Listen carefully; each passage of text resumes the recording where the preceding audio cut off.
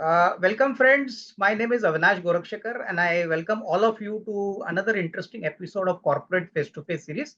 Friends, in these episodes, we introduce to you emerging companies from emerging sectors, and we make it a point to talk to the promoters and the top managements of such companies so that all of us can understand their company's business model, their growth journey, their future growth plans. And in this process, a lot of valuable information is shared by the company, which helps all the investors. And friends, today we got a company which is already listed in the SME category space. The company's name is Zenith Drugs Limited, and we have the privilege of having the top management. In fact, promoters है हमारे साथ, Mr. Sandeep Bharadwaj, who's the managing director of the company, and we also have Mr. Bhupesh Soni, who's the executive director. दोनों को नमस्ते, बहुत बहुत धन्यवाद sir के लिए। ये छोटे से इंटरव्यू में मुझे लगता है कि बहुत अच्छी जानकारी आपसे हमें मिलेगी जो हमारे सारे इन्वेस्टर्स को बहुत काम में आएगी। तो पहला सवाल मैं भूपेश जी को पूछना चाहूंगा, इनफैक्ट आपकी परमिशन हो तो। भूपेश जी, थोड़ा बहुत कंपनी के बारे में, हिस्ट्री के बारे में बताइए। कंपनी बेसिकली कौन से प्रोडक्ट्स में है, और सर कौन सा आपके बिजनेस जर्नी के बारे में बताइए। कंपनी कैसे शुरुआत हुई, how did this journey start, sir इसके बारे में थोड़ा सा बताइए। Actually, Zenith Drugs Limited was founded in the year 2000. It was done by my father and myself. And we were the founder members of the company. And earlier our business was wholesale business of pharmaceutical distribution, and therefore we came to the manufacturing sector. And it was a small industry in the year 2000. And later on, my partners Sandeep and Ajay joined us in the year 2004, and from there the continuous journey is on. And we started our company in the year 2000 with liquid oral section and ointment section. It was just 20 people were there engaged in the first year of company, and now we have the current status as of now. Fine, understood, Bhupesh जी। संदीप जी, अभी मेरे को बताइए, भूपेश जी ने तो कहा है कि कौन कौन से प्रोडक्ट कैटेगरीज में कंपनी काम करती है, but if you can tell me sir, what are the major categories of products where generic drugs is dominant. हमारा सबसे बड़ा सेलिंग प्रोडक्ट कौन सा है, और हम बाकी कौन कौन से प्रोडक्ट्स को केटर करते हैं? क्या गवर्नमेंट को भी केटर करते हैं, क्या थोड़ा बहुत कॉन्ट्रैक्ट का भी काम करते हैं? तो सर इसके बारे में थोड़ा बताइए। सर पहले तो मैं धन्यवाद दूंगा आपको अभी ये अपॉर्चुनिटी देने के लिए। मैं जेनेट ड्रग्स जो जिन सेगमेंट में काम कर रही है, जिन डोजेस लाइन में काम कर रही है, उनमें basically we are in the ORS manufacturing. We are the one of the largest manufacturer of ORS in central India. ये हमारा सबसे बड़ा प्रोडक्ट भी है। और इसके बाद हम liquid orals and ointment section में भी हमारी एक रिमार्केबल प्रेजेंस है। उसके अलावा हम capsules and tablet capsule section भी हमारे पास है, और एक्सटर्नल लिक्विड सेक्शन भी है। ये प्रोडक्ट लाइन है जो फार्मा की हमारे पास अवेलेबल है। अभी जो हमारा नया कैपेक्स आया है वो टेबलेट लाइन का है, जो एक मेजर प्रोडक्ट है फार्मास्यूटिकल्स डोजेस फॉर्म का। इसकी सेल का कंट्रीब्यूशन अगर फार्मा में अपन करें तो अराउंड 60% डोजेस फॉर्म की sales in the form of tablet ही रहती है। तो एक बड़ा जो कैपेक्स है और हमारी एक ह्यूज कैपेसिटी का स्टेट ऑफ आर्ट जो एक सेटअप हमने बनाया है वो आ रहा है सच में। ठीक है। संदीप जी, ये नया टैबलेट का जो प्रोजेक्ट है जो अभी कंपनी के लिए कंपनी ने पब्लिक इशू भी किया था, सर ये कब से शुरू होने वाला है, इसकी जानकारी जरा दे दीजिए। सर ये स्टार्ट इसी मंथ में, करंट मंथ में स्टार्ट हो जाएगा, और इस फाइनेंशियल ईयर में इसके इफेक्ट भी आएंगे हमारे सेल्स में। और क्योंकि और जो बिजनेस मॉडल है जिसमें हमारी, एक्चुअली मैं बिजनेस मॉडल के बारे में भी आपको थोड़ा सा बता दूं कि हमारा बिजनेस मॉडल किस तरीके से है। हमारा जो बिजनेस मॉडल है सर, वो एक तो गवर्नमेंट इंस्टीट्यूशन सप्लाई भी करते हैं हम, जिसमें सेंट्रल की और स्टेट के जो डिफरेंट कॉर्पोरेशंस होते हैं उसमें हम प्राइस बीट करते हैं, और हमारे प्रोडक्टों के लिए हम सिलेक्शन करने पे हम सप्लाई करते हैं, रेट कॉन्टेक्ट करते हैं। सेकंड, हमारा जो वर्टिकल है बिजनेस का वो है third party manufacturing white labelling. इसमें हमारे पास जो बड़े प्लेयर हैं उसमें माइक्रोलैब है, गल्फा लैब है, ट्राइका है, और हमारे पास बायोलॉजिकली है। ऐसे बड़े प्लेयर करीबन 25 कस्टमर्स हमारे पास हैं जिनके लिए हम थर्ड पार्टी मैन्युफैक्चरिंग कर रहे हैं। फिर उसके बाद हमारा एक खुद का एक डोमेस्टिक मार्केटिंग नेटवर्क है ब्रांडेड जेनरिक का। उसके अंदर हमारे करीबन 3000 स्टॉकिस्ट का नेटवर्क है अक्रॉस द इंडिया, और हमारी करीबन 50 लोगों की सेल्स फोर्स टीम है, जो पूरा मेरा थर्ड पार्टनर जो अजय सिंह दसुंदी हमारे प्रमोटर, वो उसको देखते हैं उसको। और ये हमारा थर्ड वर्टिकल हो गया। उसके बाद एक्सपोर्ट हमने भी स्टार्ट किया है, तो एक्सपोर्ट हमारा फोर्थ वर्टिकल है। नहीं, ठीक है। और एक बात जो मुझे आप दोनों को पूछनी थी, भूपेश जी और संदीप जी। मैं कई इंटरव्यू में जी पढ़ रहा था कि अजय जी, आप और भूपेश जी और संदीप जी साथ साथ पढ़ते थे। तो उसके बाद जी जी इतने सालों का एसोसिएशन आपका अभी भी स्ट्रांग है। अच्छी बात है सर कि या तीनों या फ्रेंड जो आपने पढ़ाई शुरू की थी, उसके बाद आपने बिजनेस में भी कदम आगे बढ़ाया। तो सर मेरे को जी बताइए, आप तीनों में से सर कौन सा वर्टिकल कौन देखता है? लाइक भूपेश जी आप क्या देखते हो, संदीप जी आप क्या देखते हो, और अजय जी क्या देखते हैं? थोड़ा बहुत प्रोफाइल इसके बारे में बताइए। जी जी जी जी सर। जो हमारा जो तीनों का जो वर्क डिवाइड डिवाइड किया हम लोगों ने, अजय देखता है सर मार्केटिंग पार्ट देखता है हमारी कंपनी का। भूपेश जो है वो हमारे जो न्यू प्रोजेक्ट्स आते हैं और जो टेंडर बिजनेस है हाँ, उसको उसको देखता है।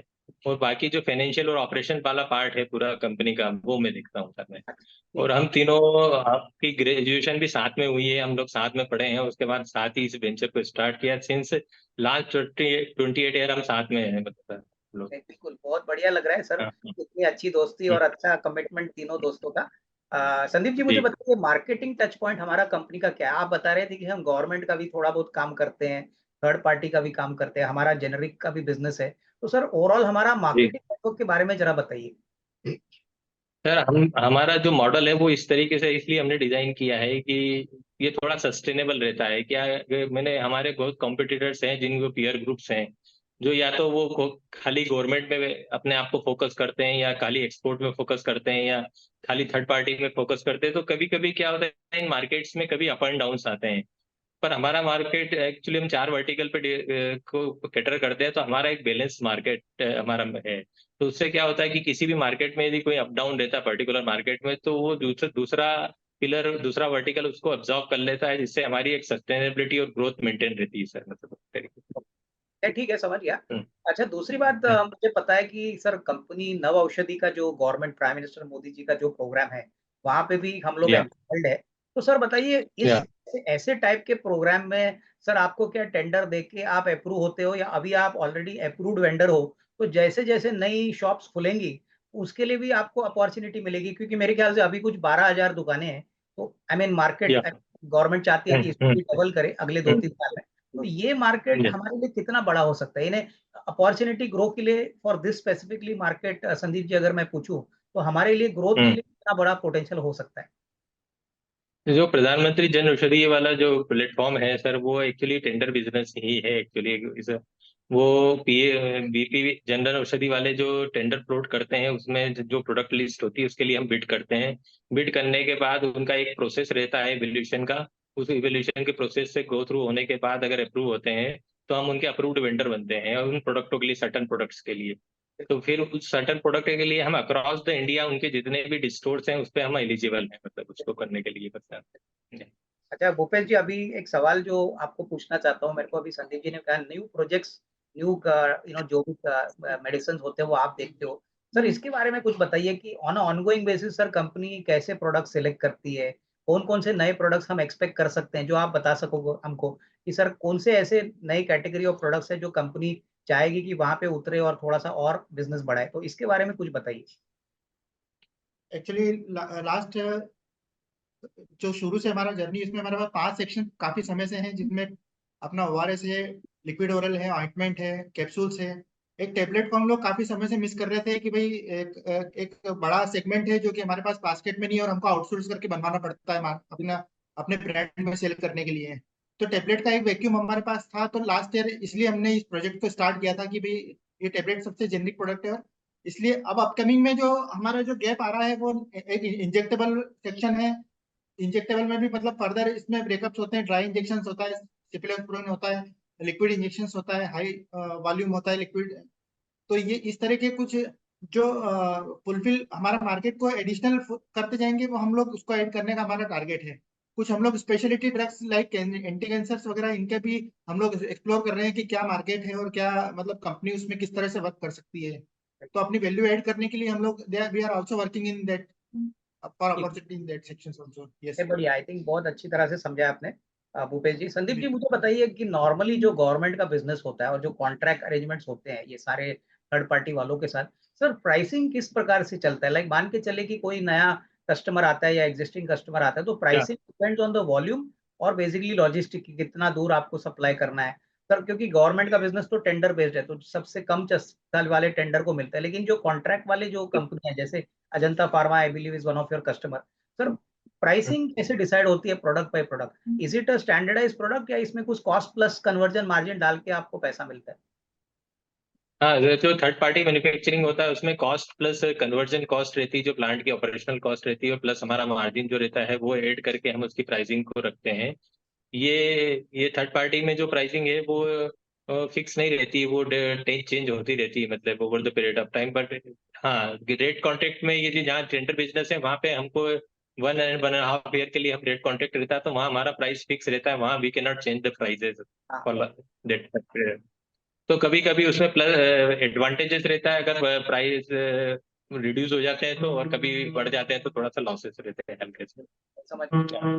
जी। अच्छा, अभी एक बात बताइए संदीप जी कि बेसिकली हम फाइनेंशियल्स तो कंपनी के जानते हैं, उसके बारे में मैं या बाद में आपको सवाल करूंगा, बट सर मोटा मोटी हम हमारे कस्टमर्स को वैल्यू कैसे ऐड करते हैं, यानी क्वालिटेटिव असेसमेंट की बात करें which is not related to financial number, sir in what way are we known in the market? Like हम इतने सालों से ओआरएस में है सर, थर्ड पार्टी का काम करते हैं, क्या हमारी या सर्विस अच्छी है, हमारी प्रोडक्ट की क्वालिटी अच्छी है, एग्जीक्यूशन अच्छा है? सर दो तीन चीजें संदीप जी ऐसा बताइए जिससे हमको पता चले कि हम हमारे इंडस्ट्री में दूसरों से बेहतर काम करते हैं, तो इसके बारे में कुछ बताइए। ठीक। सर, इसमें सबसे पहले तो मैं ये कहना चाहूंगा कि जो हम तीनों प्रमोटर हैं, तीनों टेक्निकली क्वालिफाइड हैं, बीफॉर्म है। तो बहुत कम प्रमोटर आपको फार्मा इंडस्ट्री में मिलेंगे जो टेक्निकली क्वालिफाइड होंगे। तो एक तो सबसे बड़ा एडवांटेज है कि हम हमारे प्रोडक्ट को समझते हैं, we understand our product actually technically also. तो एक सबसे बड़ा डिफरेंशिएटर तो ये है हमारा। सेकंड है जो हमारी जो कैपेसिटी है, जो प्रोडक्शन की कैपेसिटी है, वो भी एक एक ह्यूज कैपेसिटी है, जिससे कि हम एक बड़ी से बड़ी डिमांड को भी कैटर कर लेते हैं, मतलब उससे। तो एक ये हमारा एक बेनिफिट है। जो थर्ड हमारा जो बेनिफिट है, सबसे बड़ा जो प्लस पॉइंट है, कि हमारा जो मैन्युफैक्चरिंग एंड मार्केटिंग, वो दोनों हमारा प्लस है। अधिकतर प्लांट जो है वो या तो मैन्युफैक्चरिंग करते हैं या मार्केटिंग करते हैं, या कुछ लोग मार्केटिंग में इंगेज रहते हैं तो आउटसोर्स करते हैं वो। तो हमारा दोनों कंबाइन है, तो कंबाइन होने के कारण हमको इन हाउस मैन्युफैक्चरिंग भी मिलती है और इन हाउस हमारी मार्केटिंग भी हो जाती है। तो इस कारण से हमारा ये एडवांटेज है। नहीं, समझ गया, आई थिंक बहुत अच्छी तरह से समझा आपने।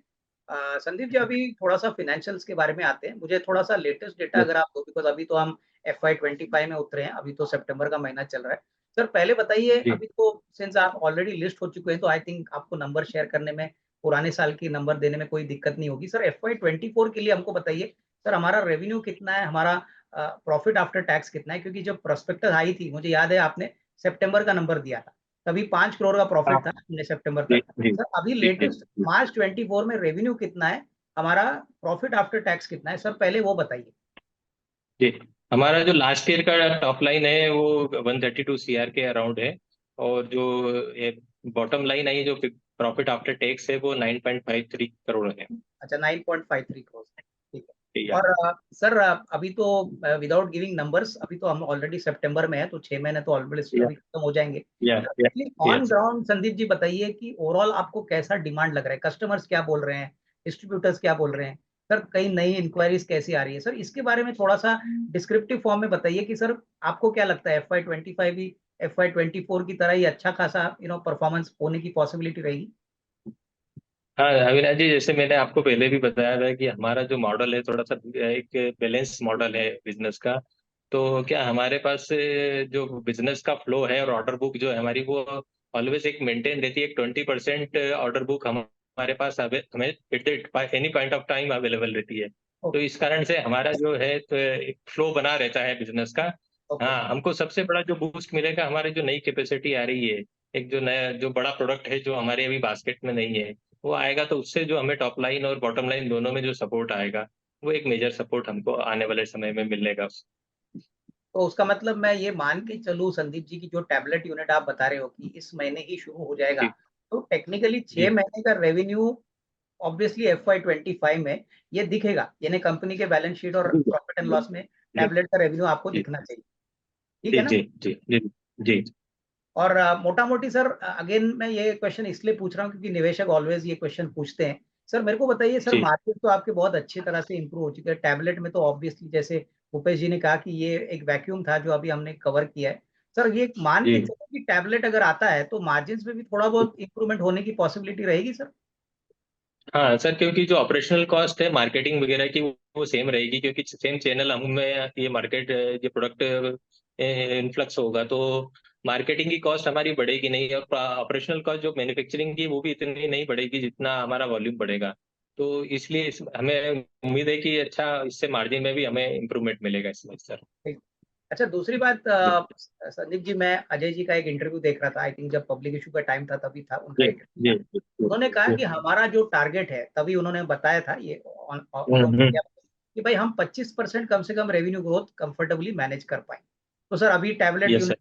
कमीशन हो रहा है, आपका एग्जिस्टिंग बिजनेस भी ग्रो हो रहा है, तो यस। हम क्या ये मान के चले कि अभी 132 करोड़ तो इस साल का रेवेन्यू है, तो मोटा मोटी सर 20-25% का जो रन रेट है वो हम कंफर्टेबली आने वाले 1-2 साल के लिए मेंटेन कर पाएंगे? हाँ सर, हमारा प्रयास तो ही रहेगा और हम कर भी लेंगे, हमें भरोसा है सर इस चीज पे काफी कुछ, तो कि वो रेवेन्यू मेंटेन हो जाएगा, क्योंकि हमारी जो कैपेसिटी नहीं आई है उसी से मुझे लगता है कि वो ग्रोथ हम ड्राइव कर लेंगे मतलब से। तो और जो एग्जिस्टिंग में करेंगे ग्रोथ वो अलग रहेगी मतलब, तो हाँ, मैं इतना तो बेर में मानता हूँ कि उतनी हो जानी चाहिए पहले। बिल्कुल। अच्छा भूपेश जी जी, अभी एक सवाल आपको सर, डोमेस्टिक मार्केट के लिए तो हमने काफी अच्छा बैलेंस पोर्टफोलियो तैयार किया है। सर एक्सपोर्ट के लिए कुछ जी। पोटेंशियल है क्या? हम एक्सपोर्ट करना चाहेंगे या ऑलरेडी हम कुछ करते हैं? सर इसके बारे में कुछ बताइए। एक्सपोर्ट डिवीजन के लिए हमारी टीम एक एक्सपोर्ट के लिए डेडिकेटेड एक टीम हमने डिप्लॉय की है। लास्ट 2 ईयर से वो वर्किंग कर रही है। लेकिन एक्सपोर्ट में क्या है, थर्ड वर्ल्ड है कंट्री, जो जिन कंट्रीज को हम टारगेट कर रहे हैं उनमें रजिस्ट्रेशन का प्रोसेस है वो एक टाइम टेकिंग प्रोसेस है। हाँ इनमें मतलब कंट्री के ऑडिट और रेगुलेटरी कंप्लायंसेस जो हैं हाँ, उसमें एक समय देना पड़ता है। मतलब वो एक मतलब we have to give that much time. It is a बिल्कुल मैटर ऑफ पेशेंस, बट बिल्कुल। It is in conclusive state at so many countries, and we are looking forward for business in this year also, and coming year also from goods. तो बढ़िया, तो उसका मतलब भूपेश जी, आने वाले 1-2 साल में होपफुली एक्सपोर्ट का भी बिजनेस ऑब्वियसली ओपन अप होगा Yes, हमारे यस लिए। yes, of course, ये तो of बहुत course. अच्छी बात है। अच्छा संदीप जी, अभी थोड़ा सा वर्किंग कैपिटल के बारे में बात करें। मैं देख रहा था कि जो हमारा पब्लिक इशू था, हमने बेसिकली टैबलेट यूनिट के लिए भी पैसा उठाया, प्लस थोड़ा सा वर्किंग कैपिटल के लिए भी 18 करोड़ रेस किए थे। सर मुझे बताइए, नॉर्मली गवर्नमेंट का जो बिजनेस होता है प्लस जो थर्ड पार्टी का जो होता है, इसमें सर वर्किंग कैपिटल साइकिल कितना लंबा होता है? लाइक आपको ऑर्डर मिलती है, आप प्रोडक्शन करते हो, फिर कस्टमर को देते हो, फिर पैसा आता है। तो normally working capital cycle for the government business and for the private business, sir इसमें कोई ज्यादा फर्क है? और नॉर्मली कितना मोटा मोटी वर्किंग कैपिटल साइकिल होता है? सर, जो थर्ड पार्टी में भी 90 डेज की क्रेडिट तो हम लोगों को ऑफर करनी पड़ती है हमारे कस्टमर्स को। ये और जो गवर्नमेंट का बिजनेस है उसमें भी 90 to 100 डेज की एक टर्म्स रहती ही है, मतलब इतना टाइम लग जाता है बिल को रियलाइज होने में। तो एक 1900 डेज का एक साइकिल है, और 20 डेज आप प्रिपरेशन का अपन मान सकते हैं कि हमको प्रिपरेशन करने में लगता है। तो एक 120 डेज का साइकिल वर्किंग कैपिटल का रहता है इसके अंदर हमारे ओके। पास पूरा total। तो बेसिकली ये आपको मैनेज करना पड़ता है, बेसिकली ये वर्किंग मैनेज करना पड़ता है जी। इंटेंसिव बिजनेस है, जी लेकिन ये आपको मैनेज करना पड़ता है। जी संदीप जी जी, अभी आखिरी सवाल, मेरे को बताइए सर, हमने कोविड देखा था, बहुत सारे चैलेंजेस देखे थे। अभी touch wood sir, everything is okay, Indian economy भी ग्रो कर रही है। यस जैसे आपने बोला, यस आपने यस। कोई बिजनेस मॉडल बहुत बैलेंस्ड और डाइवर्सिफाइड किया है। बट मेरे को बताइए सर, इतने सालों में सबसे बड़ा चैलेंज आपने क्या फेस किया है? इन्हें कोविड के टाइम का चैलेंज था या कोई दूसरा बिजनेस का चैलेंज था? और दूसरा एक सवाल है सर, हमारे धंधे में सबसे बड़ा रिस्क क्या है? Is it execution? हमने कस्टमर को जबान दी कि भाई ये टाइम पे आपको प्रोडक्ट मिल जाएगा, तो इज इट एग्जीक्यूशन और is it the product quality? Sir ऐसा कौन सा बिजनेस रिस्क है जो आपको लगातार मॉनिटर करना पड़ता है? इसके बारे में बताएं। सर, कोविड के समय जो फ्लक्चुएशन हुआ था उसने फार्मा इंडस्ट्री को, जो रॉ मटेरियल के जो फ्लक्चुएशन हुए थे रेट्स के, उसने काफी कुछ फार्मा इंडस्ट्री को डेंट आया था, मतलब अपने मार्जिन्स को मेंटेन करने में और सारी चीजों को करने में। कुछ प्रोडक्टों में तो एक्सेप्शनल डिमांड रही उस समय पे, पर कुछ प्रोडक्टों में डिमांड ना होने के कारण और उनके प्राइस शूट होने के कारण उनको प्राइसिंग को मेंटेन करना एक चैलेंजेबल रहा था। जो सबसे बड़ा हमारे को जो रिस्क फैक्टर लगता है हमारे बिजनेस का, वो एक एक्सटर्नल फैक्टर है, जो कि हाईली रेगुलेटेड मार्केट में हम लोग काम कर रहे हैं। तो सब हाईली रेगुलेटेड मार्केट में काम करने से का सबसे बड़ा चैलेंज है कि डे बाय डे रेगुलेशंस के रूल्स एंड अपग्रेड होते रहते हैं, तो उसको मीट आउट करने के लिए हमेशा एक फाइनेंस और कैपिटल की रिक्वायरमेंट आपको बनी रहती है। तो उसको उसकी पेस को मेंटेन करना आपके लिए एक थोड़ा सा चैलेंज रहता है हमारे इसमें। बाकी अगर वो मेंटेन करते हैं तो बिजनेस की अपॉर्चुनिटी काफी अच्छी है इस बिजनेस में, फार्मा सेगमेंट में। ये सस्टेनेबल फील्ड है और ग्रोथ भी इसमें काफी अच्छी है। बिल्कुल, आई थिंक बहुत अच्छा लगा संदीप जी, भूपेश जी, जी। आपसे बात करने से बहुत अच्छी जानकारी आपसे मिली। और सर, मेरी तरफ से आपको, आपकी पूरी मैनेजमेंट टीम को बेस्ट विशेस। सर, बहुत बहुत धन्यवाद। बहुत बहुत धन्यवाद, थैंक यू सर, आपको अपॉर्चुनिटी